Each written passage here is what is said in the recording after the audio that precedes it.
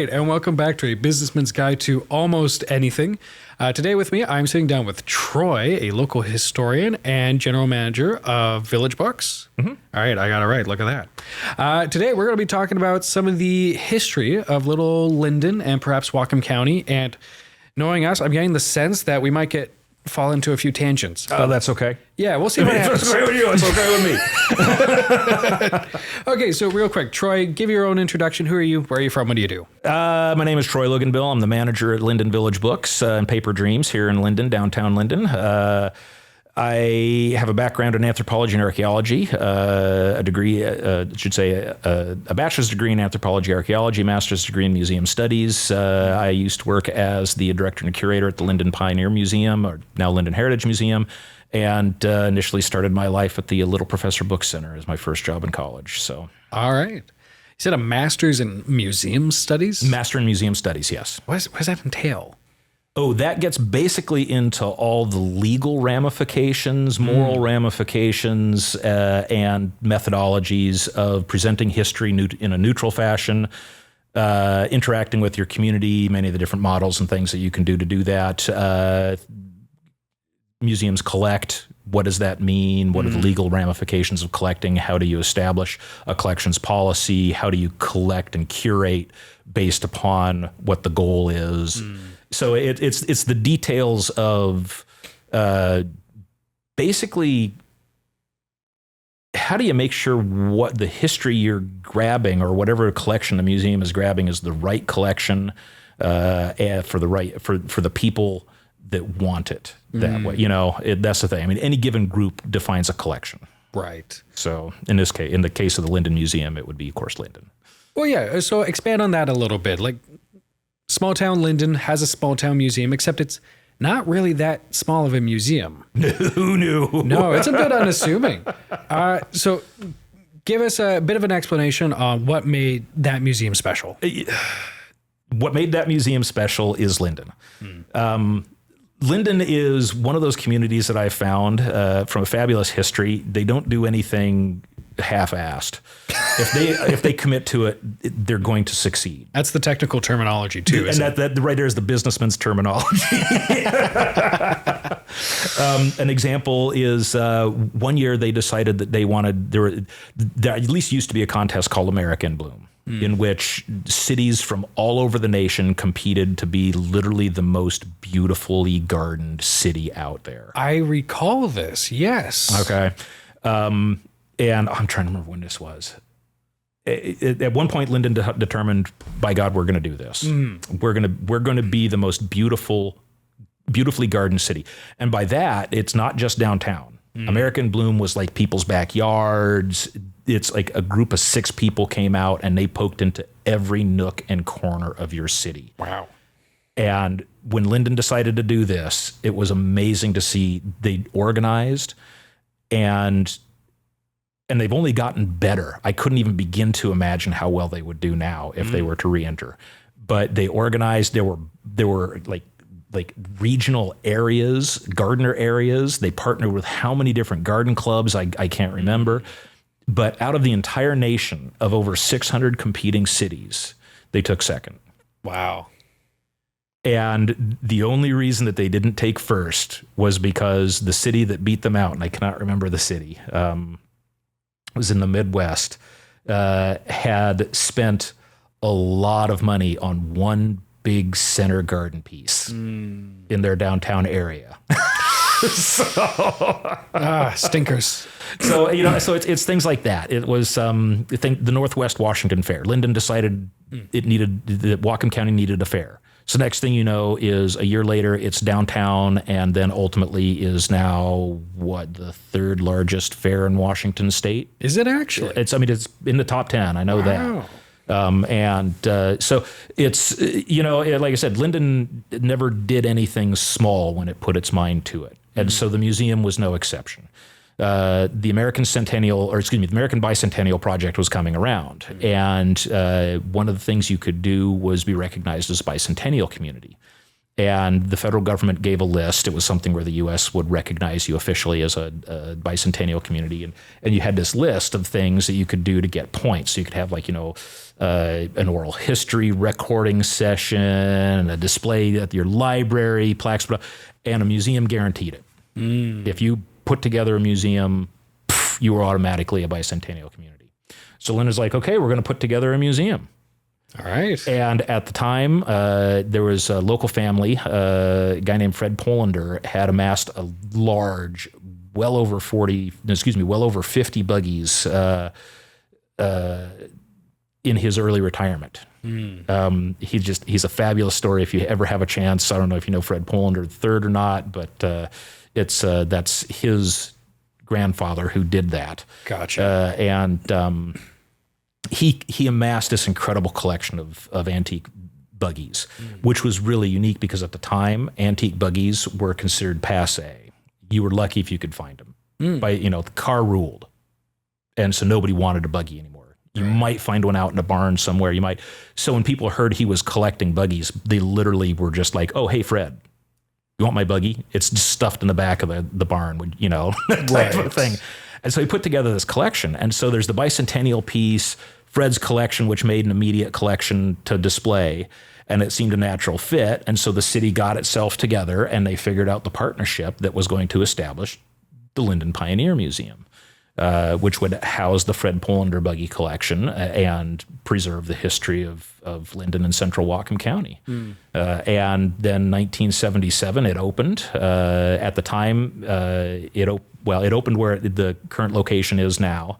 And in 76, again, one of the aspects was that building was the old John Deere implement dealer, and it was up for sale and had been up for sale for a few years. And so everybody's sort of looking, going, oh man, there's this big building in downtown. It's all empty and nasty and stuff like that. So putting a museum in there was great. It preserved that aspect. So it sort of became this win-win-win situation. And then from there, it just grew. Just like everything in Linden seems to. It just grew. Next thing you know is within, at 77, within 7 years, they're adding on, doubling the size of the museum. You have a number of retired carpenters, contractors, and everybody who wanted to help. And you begin getting the homestead built and the Front Street exhibits about the different buildings and businesses on Front Street. And it, like I said, it just grows and grows and grows. Then I come in as an intern, find out that working at a museum is way better than working archaeology in the United States. So decided to hang on, interned for about a year and a half, then got married, had a kid, said to the board, if you guys could, I could really use a part-time job while I finish college. The board's like, well, you already have. I was interning as effectively the curator at that point in time, as the exhibits curator. Right. Beginning to develop collections. So they said, yeah, let's just hire you as the curator. A couple of years later, the previous curator had retired. And then a couple of years after that, the director retired. And so when the director retired, I went and said, well, I need a 40-hour a week job. That would be really nice. His was a 20-hour a week. How about I become the director curator? And then 23 years later, I ended up transitioning over to Village Books. Oh, it's quite the history. Yeah. So, and it was, and it was the reason I ended up transitioning was because all those people, when I first started as an intern there were only 2 left when I left. It was over the course of those 27 years, I watched people that I considered to be very, very good friends. Many of them were surrogate grandparents to me. Right.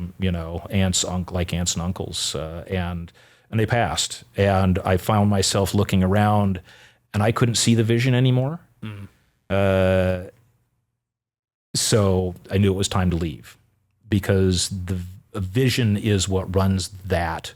Just like it was what runs all the really important things that occur in Linden. The Northwest Washington Fair, it's vision that runs that. Right. The churches in town, it's vision that runs those churches. It's when Linden gets a vision, it does it. Well, that's another. You brought up the churches, and one of the things that I didn't realize until I had started to get to know the community a little bit more was that Linden used to have the highest number of churches in a given town, or what was it exactly? It's actually a mistaken piece. There was at one point, and I'm trying to remember which magazine it was, erroneously commented that Linden had the highest number of churches per capita of any town in North America.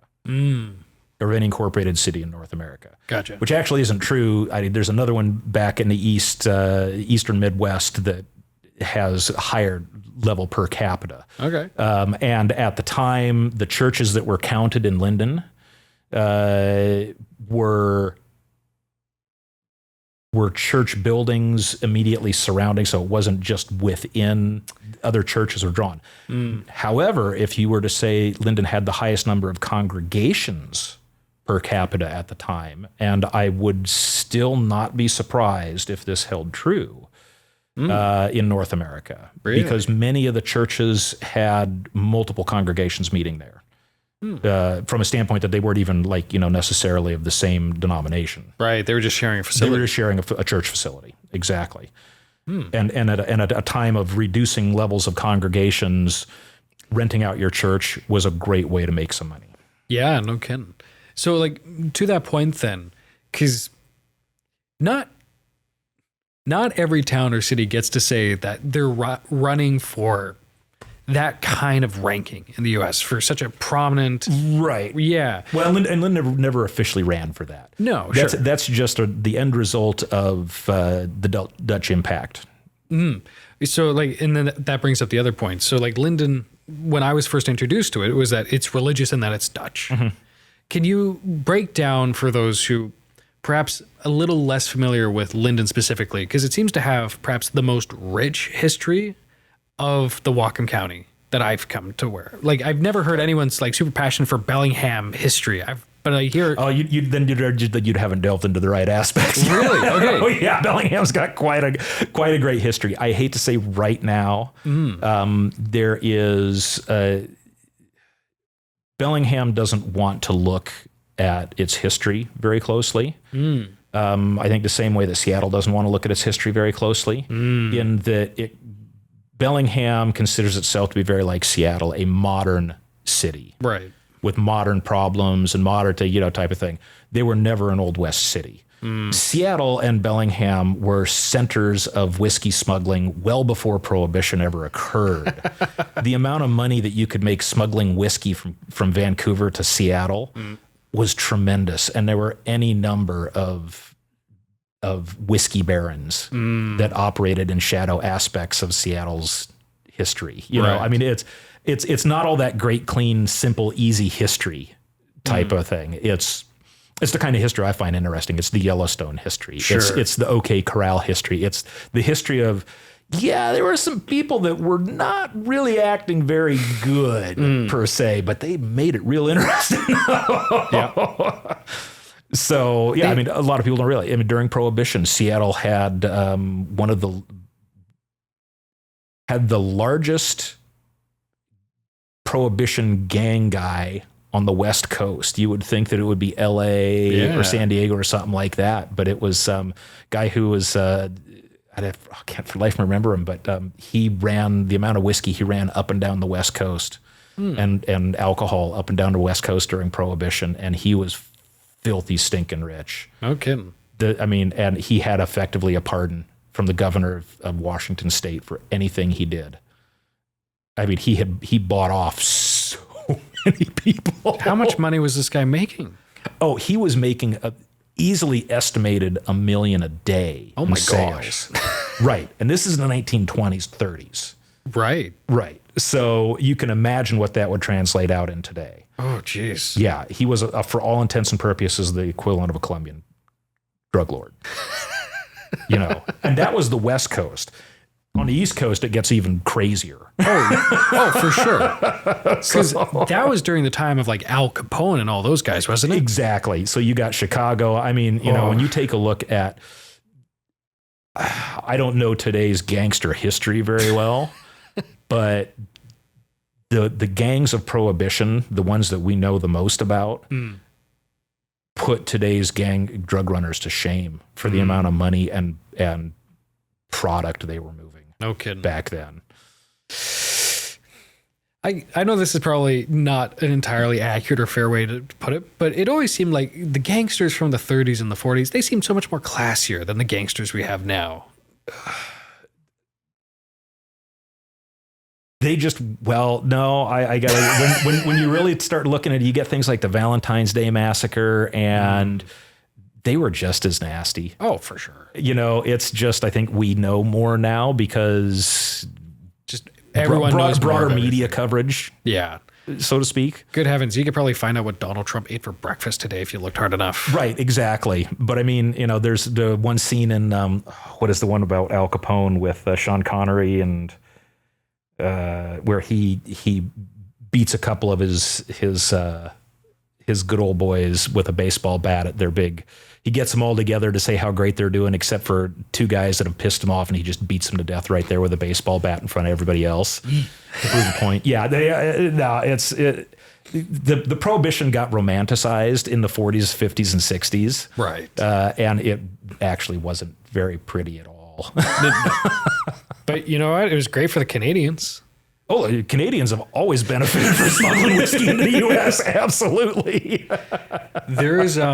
There's an island. It's off of Newfoundland, and to this day, it's still one of the hottest hubs for trafficking of illicit goods. And like to this day, a lot of alcohol, a lot of weapons, probably other things as well. And like, it's an open secret. The Canadian government knows what's going on. I'm forgetting the name of this small island because it's only like a couple hundred people there. Right. But it's one of the most shipped to locations in the world. It's insane. Yeah. Yeah, nobody there is consuming that much airmail. No. The island of 400 people needs 12 tons of whiskey. Like, all right. Exactly. Yeah, it's Newfoundland. It makes sense, I guess. Oh, but so getting back to the Dutch aspect. Yes. The one thing to remember with Linden is that Linden was actually settled like pretty much the vast majority of Western early settlements, just random, mainly immigrants, right, coming in from the east, and they arrived on the West Coast. And the one thing I got to say is the piece that we don't understand these days when it comes to immigration. And I'm not just talking about the immigration issues going on today, sure, but like immigration even back then. The idea was these were people that were coming, even if they weren't immigrants, they were already U.S. citizens, but the people that settled the West, their life was so bad at the East for whatever reason, whether it was an economic issue, whether it was a political or spiritual issue, personal issue, you know, their life was so bad they were willing to risk everything, including their family, by dragging them along in hopes that maybe in the middle of nowhere, they're going to find a better life. Yeah. You know, I mean, there's literally a lot of them were one step short of committing suicide. And that's what drove Western expansion. That's how bad the Eastern U.S. was at that point in time. And it was how bad Europe was at that point in time. It was how bad, a lot of places in China, coastal China, at that point in time. Hence the reason that there were so many Chinese workers coming over to try and find work in the U.S. You know, it was what we think of as the U.S. As the Western U.S. Some of the hardest history in the world was actually the dull end of the stick. Really? You know, it was the clean end of the stick because the people coming here actually had it worse than the Wild West. So that's a way to frame it. Yeah, it's somewhat related, I guess, because the environment here just gets hit with a lot of storms. It's always wet. And when you're living in a time of day where you have to really worry about diseases, that could be really bad. It's like during World War II when they would go to, I think it was New Guinea specifically. It was the worst front of the entire war. Yeah. Yeah, and like it didn't get bombed nearly as much as anywhere else, but it was just the disease. I was going to say, what 80% of the casualties were due to cholera or malaria? Yeah. Just parasites. And like For what it's worth, in the Midwest where it's all desert, not too many parasites, I don't think. I think you're right. Not a biologist or environmentalist, but yeah, I think you're probably correct. There's way less parasites there than there are here. Yeah, I don't know. It's West Coast is lovely. It is beautiful, but yeah, coming here when it was untouched and unclaimed, well, unclaimed, big quotation marks for those watching, different world for sure. Yes. Yeah, absolutely. Well, and it's one of the things too that, it's to, and this is where, well, say that I don't mean to disparage any cultural belief in religion or a God. And I fully understand that for many Native nations, just like Christians, just like Hindus, just like any other religion, there's a belief in a creator, and that creator gave them permission to be here. Unfortunately, I'm an archaeologist, and so I temper that with a lot of actual what's in my hand. And what seems to be on the table of archaeology is that there were no human beings born in North America. Yeah. Every human being, they have since been born, but prior to the first human being setting foot in North America, there weren't even monkeys. Well, that's not true. I guess they did find a North American primate. Did they? Recently. Yeah, something down in Central Asia or Central America. Yeah, they're literally calling it something like the American monkey. Oh. Old fossil. Oh. Old fossil. That's interesting. Yeah. But it's like the only known primate fossil in North America prior to a certain period of time. Anyway, that sort of a piece, but that every human being that came to North America early on, again, it's that aspect. Their life sucked so much wherever they were willing to risk the absolute unknown because that could, just the possibility of it being better was better. And that's funny because that compounds on this idea. I guess one of the growing ideas with how people came to the Americas is that it used to be that they traveled through this land bridge that would form between Alaska and Russia. And perhaps that happened to a certain degree, but it seems like the growing idea is that it was actually Sino-Asians that were just island hopping and they just kept on going east. And coastal, because the one thing that was, my archaeology teacher was big on this because she was, at the time, it was a brand new concept, but with an ice age, the water levels are lower. Yep. And you have this beautiful coastline that in many cases extends 20 miles beyond what it is today along the West Coast and along China and up through Manchuria and Alaska and such. And, she'd always sit there and wonder how many village sites, how many production sites, lithic sites were under 400 feet of water.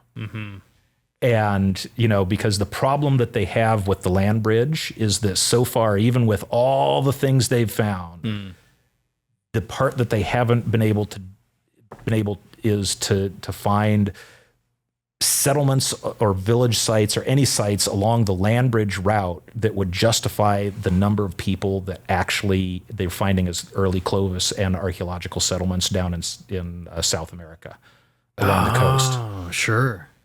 But sure, if you had somebody that's coming by boat along the coast and just bouncing along and people highland hopping their way across, that would suddenly explain this huge amount of people that have settled there within a given period of time. And the reason you can't find anything along this land bridge, because the land bridge was the minority route, not the majority route. No, for sure.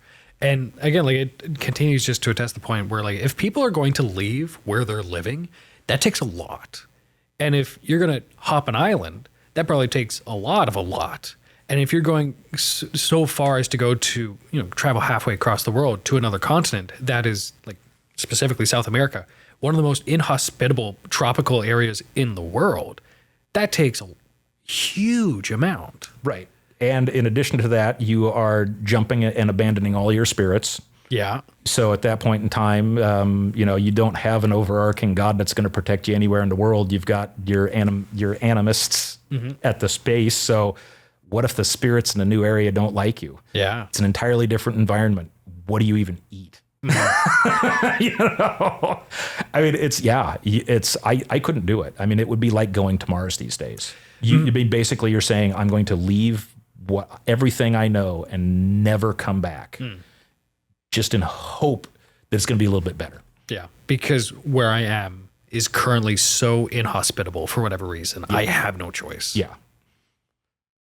So, yeah, that's rough. Yeah, it sort of puts the whole concept of immigration not just into North America, but immigration anywhere. You know, the reason any reason, you know, that people would immigrate, even going back to the Scythians. Why did the Scythians move from Central Asia to Western Asia?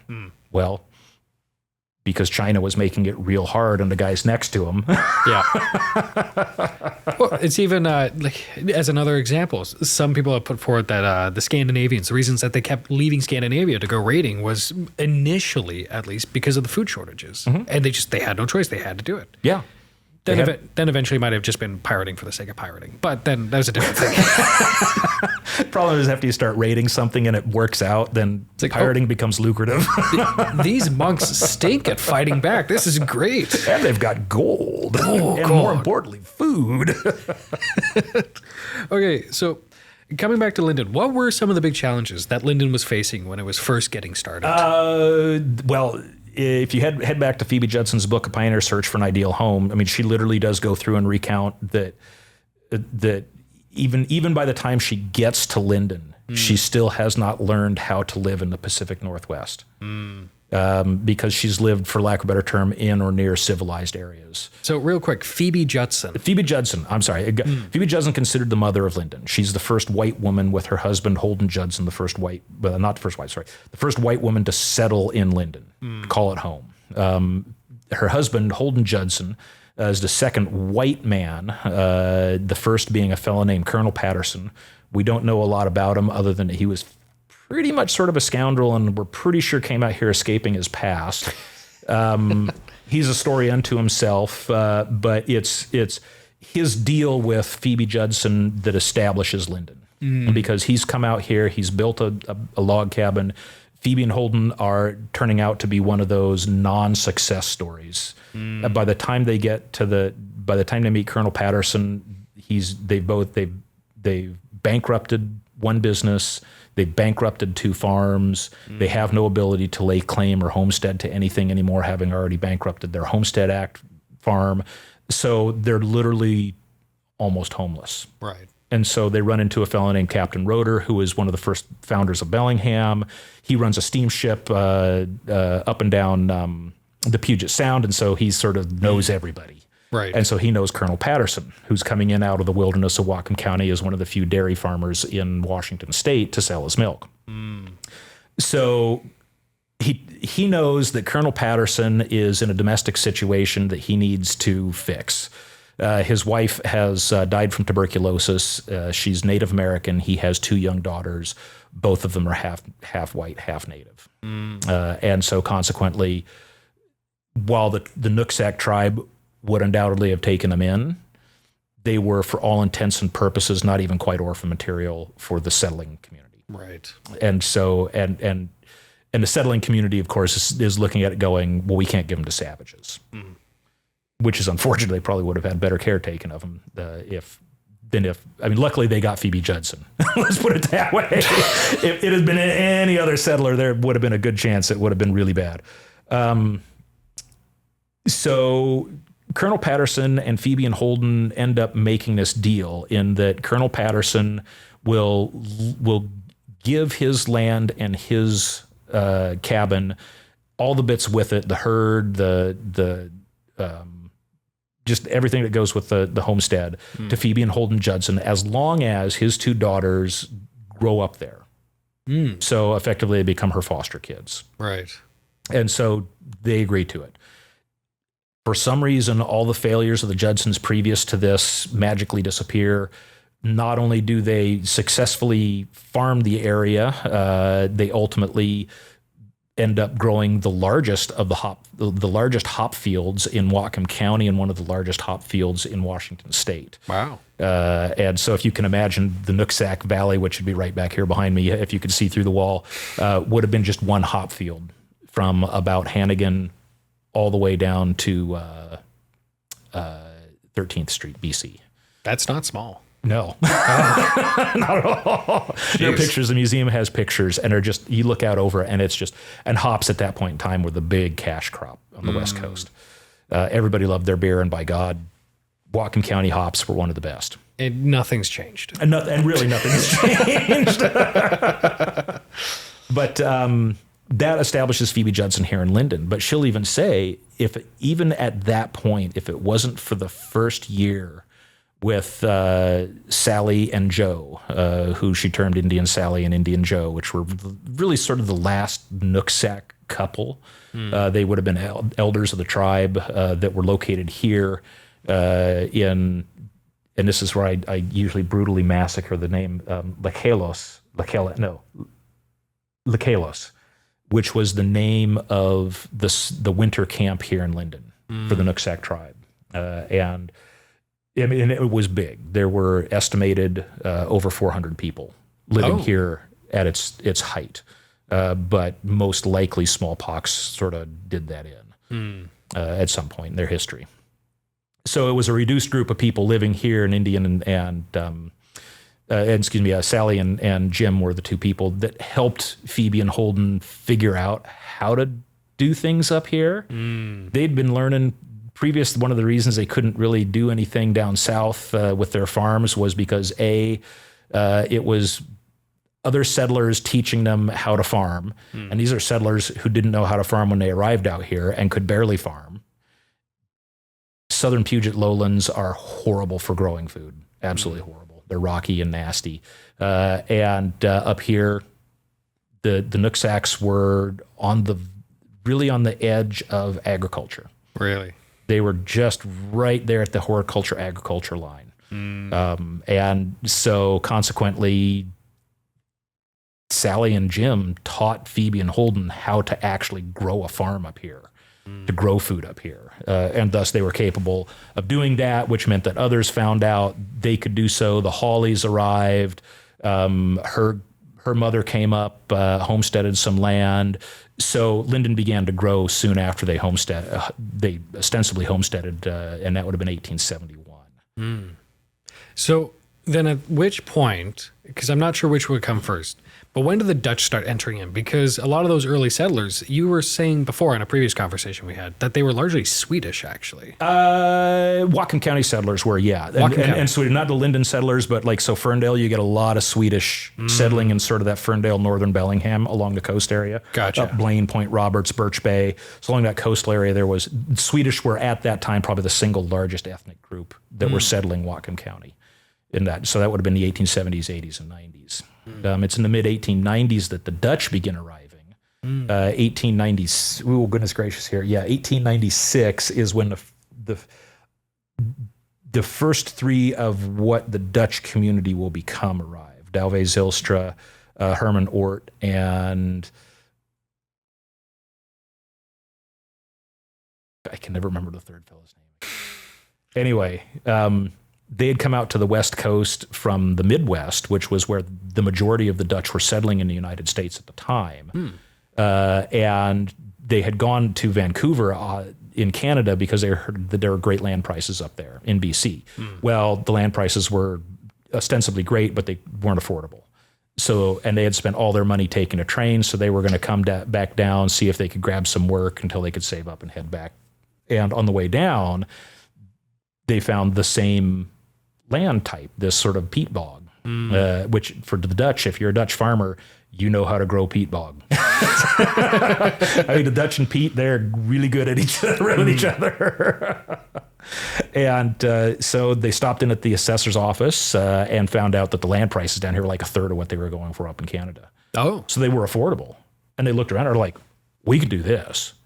So they all bought up land, began bringing their families out. By 1900, you have over 200 Dutch people here over the course of, I think, about 17 families. And that's a big growth. Yeah, big sudden growth. I mean, Linden literally doubled within 2 or 3 years. Wow. And that then establishes the Dutch era of Linden's history, where the Dutch become the predominant culture. And that in and of itself is an interesting story because there was a lot of friction between the Dutch and the original pioneers. One of those is the example of the Great Saloon Dispute. The Great Saloon Dispute. Great Saloon Dispute. Linden is still one of the few communities in the United States that does not allow drinking and dancing within the city limits in the same space. In the same space. You can have bars and you can have dance halls, but you cannot have a dance hall that serves liquor or a bar that allows dancing. That's funny. So, and this is still a big issue. I mean, right now I can tell you the fluoride in the water is a big issue, but Linden, I think, would still almost come to blows if somebody said, by God, it's time that we allowed a dance hall in Linden.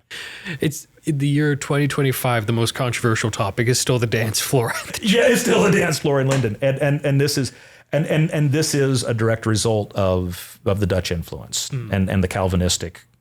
So I was actually just going to bring that up then, because I wasn't sure if the Dutch came first or the really strong Christian culture came in next, because I know on every corner here it's like another Dutch Reformed church of some sort. Right. Yeah. So when the Dutch came, that Reformed Protestant movement, did that also kind of like just get its talons in there and never left? Yes, but not going to say as sort of with the idea of getting its talons in. It was just it just simply became the majority. Sure. The Calvinistic church, the Protestant church, especially the Calvinistic version of Protestantism, especially the Dutch Calvinists. Yep. There's a joke, and I do not mean to offend any of your viewers, but I will almost guarantee that if they are actually Dutch, they will laugh. And that is, if you have one Dutchman, you have a religion. If you have two Dutchmen, you have a church. If you have three Dutchmen, you have a schism. As someone who's currently going to a Dutch church, suddenly you understand. Yeah, I see it. I get it. There is something about Dutch Calvinism. I don't know what it is. I don't know why it is. They are the churches that I find to have to listen to the Bible and all the associated teachings of Christ to be the most hotly debated. You will not find that level of debate in a Catholic church. You will not find that level of debate in a Lutheran church. You will not find it in a Methodist church, Mennonite, anything else. The Calvinists love to argue about the Bible. And they do it like lawyers. And yes. It's because John Calvin was a lawyer. Yes, and it is a very legalistic aspect. And I think that's one of the reasons that the Dutch are such good at merchants. Is because there's always that. I mean, that's just how they as a culture, the Dutch look at life in legalistic terms. And so then when they can't agree, when it comes down to the point where neither of them can make their point legally, they split. Yeah. And so in the case of the Dutch churches here, the story of the first and the second Reformed Church, Christian Reformed Church here, is that the first Christian Reformed Church, of course, was the only Christian Reformed Church at the time. It would have been the one that was established in 1900. It's about to have its 125th anniversary. And was made up, had Douwe Zijlstra and Herman Oort and the other guy were some of the founding members of that church. They all directly immigrated from Holland. They spoke Dutch native, naturally. Oh, I think I know. Okay. I think I know this story. Yeah, you probably have. Their kids did not. Their kids spoke English naturally, and sermons were given in Dutch, which is, according to the Catholic or to the Calvinistic Church, the language that God intended the Bible to be sermons to be given in, and the Bible to be translated to. Famously, what Jesus spoke. Yeah. But the kids didn't want to learn Dutch. So they requested a sermon in English. And that began the process. By 1910, you have the Second Christian Reformed Church, in which sermons are given in English. And if you went to the First Christian Reformed Church, the sermons would still be given in Dutch only. And so that was the reason that split, was because basically two generations couldn't agree on the legalistic aspect of what language the Bible should be taught in. And so they split. Which famously, the churches never had another argument similar to that. No, they didn't. I was going to say, now moving on, it is also an aspect that among Calvinist Protestant movements is small church and small congregation, which oddly enough, and this is one of the things that comes back to the really cool anthropology piece, there's a number called the Dunbar number. An anthropologist named Dunbar established this number at which human communities break down. Communication is about 215 people. Really? Which is about the size at which most Protestant churches will split their congregation into another church. That's interesting.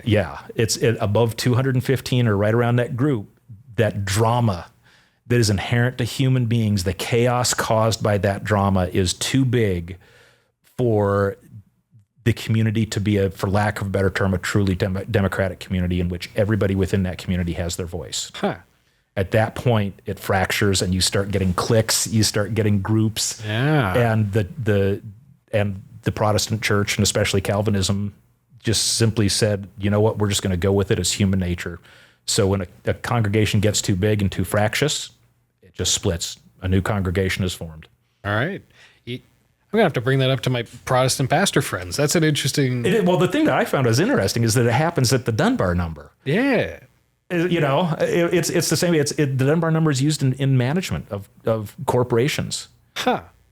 I kind of guess it just goes to show that even as special as we might think we are, we're not that special. Humans always fall into patterns. Oh yeah, humans do fall. I mean, the military uses the Dunbar number in that a company will not be more than 200 before it splits into another company. Interesting. I know. Yeah, that's funny. So this natural grouping is used by a tremendous number of different groups who have just simply recognized it and said, yeah, it's a breaking pattern. It's just evidently so. Dunbar didn't have to qualify it. We've been using it since then because we just know that 200 to 250 people, you're going to have a schism. You're going to get two groups of fighting at each other, and the community itself will be at detriment because of that. Mm. I'm sure there's a Federalist point to make there, but I realize that this episode does eventually have to end. So, Troy, thank you again for joining me for this conversation. I am thoroughly enjoying these. Well, good. I think next time we're going to be talking about myths, unpleasant truths concerning Linden, Whatcom County, and I'm sure we'll just kind of talk about other things as well that we think is interesting. Yeah, absolutely. So if you guys have enjoyed this episode, come back next time because there'll be more of this good stuff. Until then, take care, be well, and we'll see you then. Bye-bye. Cool.